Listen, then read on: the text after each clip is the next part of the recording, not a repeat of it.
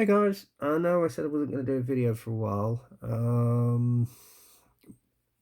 but to be honest with you, the things I planned to do, I haven't been able to do because the weather's been shit, and it's sort of held things up a bit, really. So I've virtually got back on with a couple of easy projects after having finished this puppy here, which you see in front of you, which is the Leopard 1A4.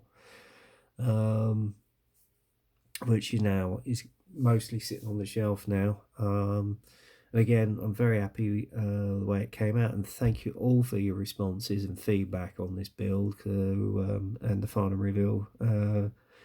It's, well, I feel quite humbled, to be honest with you. But there again, I'm very happy with the way it came out, and this has actually spurred me on to get another Cold War vehicle, believe it or not. And I actually got in from a Chinese company called Mini Hobby Models, this T72B. Now, I might well do an inbox review on this.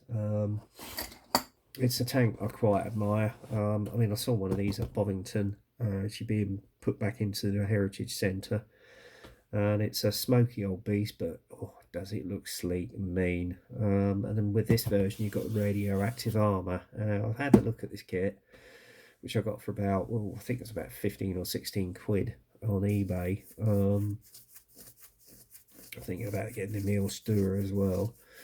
In case you don't know, that's a Panzerfaust with a whacking great big gun on it. So yeah, look it out. And yeah, as I say, I might do an inbox review on this because it sort of spurred my interest in Cold War tanks, vehicles as it were.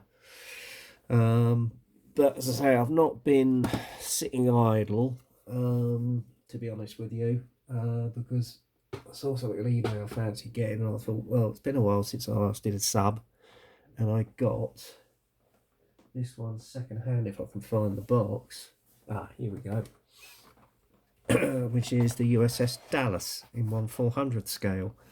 I actually built this in one night, believe it or not, because there's not a lot to the kit. I mean, you basically got the two hull halves, you got the back of the steering columns and diving planes, etc. Prop goes on, then you just assemble a conning tower, and bang, you've got one built sub in a night. It basically shake and bake kit, really, to be honest with you. And it was something simple and easy that I just wanted to get my mojo back into.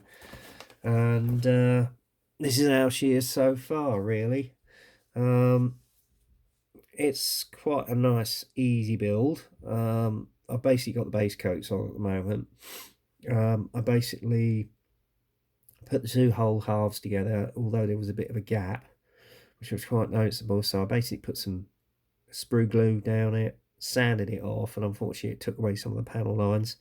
So I re-scribed them as well with a Tamiya scriber, which came out well. And then just primed it all over in UMP black primer. And I masked off the air relevant areas, which you've got the deck on the front, which the crew come onto, and then the front of the nose is really jet black as well. And then I basically use Tamiya XF1 black with XF2 white, a little bit of white in there just to sort of lighten the tone, to give it the right colour consistency and tonal variation, which I'm happy to say came out well. And then afterwards, I'm for the whole red, because I didn't have one readily available, I used Tamiya's red along with a little bit of red brown. I think it was about, hang on, let me think, 60-30 mixture to get the right whole red colour, matching it to the photographs I've got off of Wikipedia, etc. And it came out well, but there was one slight little mishap. If you go around the other side, when I took the masking tape off, it took some of the paint off, which was a royal pain in the arse because I ran out of paint.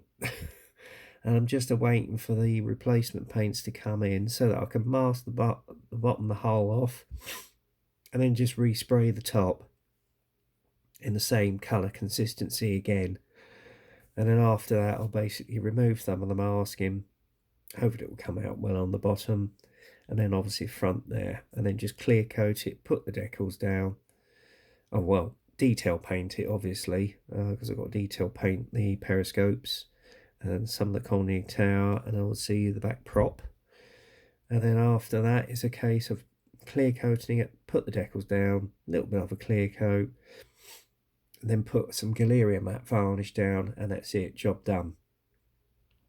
Although I might use some Flory Dark Dirtworth just to highlight the panel lines and make it pop a little bit with the detail. And then put the Galeria matte varnish down and she'll be done. So there you go. Incidentally, I have this actual sub featured in the film Hunt for Red October, if anybody remembers that, which I think was from about 1992 or 93 or 95, I think. I remember seeing that film at the cinema as well. Damn good film. So I've ordered a what do they call it, Typhoon class sub as well. That one's on its way in to go alongside this one, and I am also thinking of an Alpha class as well, with that featured in the film from a company I've seen on eBay. Yeah, it's not a bad little model, I have to say, but at the moment I'm not able to work on it until I get the paints in, so hey ho, that's the way it goes sometimes. But yeah, not a bad little kit. I'm not sure if it's still in production, but you can source them on eBay, definitely.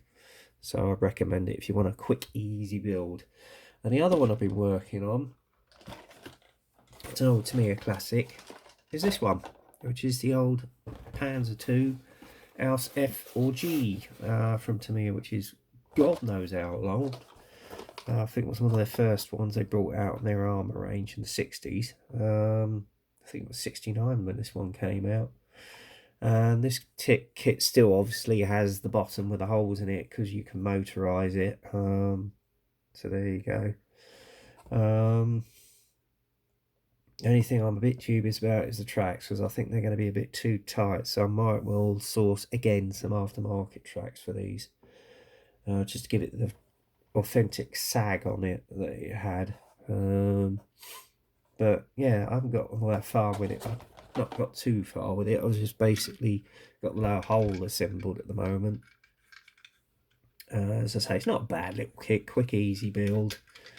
Not a lot to it really, to be honest with you. I mean, you've got no engine detail in there, but it doesn't really matter. So there you go. I did see if I could source some grills for it, but nobody seems to do them. So anyway, never mind.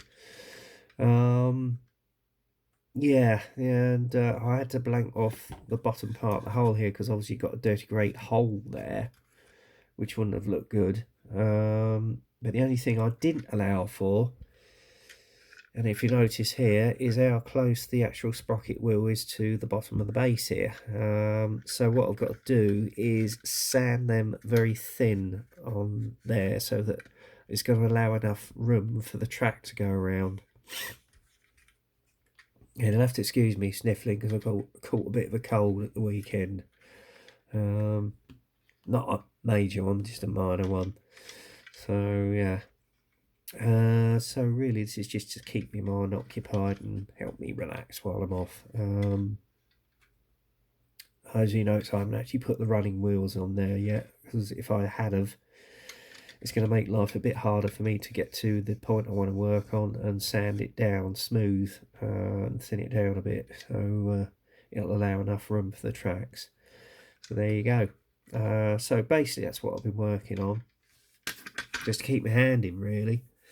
So whilst I've been off air, I haven't exactly been idle, as it were. It is a bit of an addiction, this modelling, I must admit, but it's a good addiction, especially when the weather is so atrocious outside. It's been doing nothing but pissing down with rain all afternoon, to be honest, since 5 o'clock, and it's still going strong out there now, so you need something really to keep your mind occupied, and modelling is the ideal thing to do. I think that's about it, actually, to be honest. I know it's a bit short and sweet, but there you go. as I say, I might do an inbox review or two. I know Brett is posting his video, I think, now. Sorry about that. I meant to put this on aeroplane mode. But forgot. But there you go. Getting old and forgetful. As we all do. Anyway, moving on. Yeah, as I say, that's all I've been doing really. Just keep my hand in. I say I might do another video, I don't know. We'll see. Probably shortly I'll do an inbox review, maybe in a day or so. We'll see. Anyway, that's it for now, guys. So until the next time, get kit crazy, happy modelling. Hopefully I'll get this cold out of the way, and I'll speak to you soon. Cheers.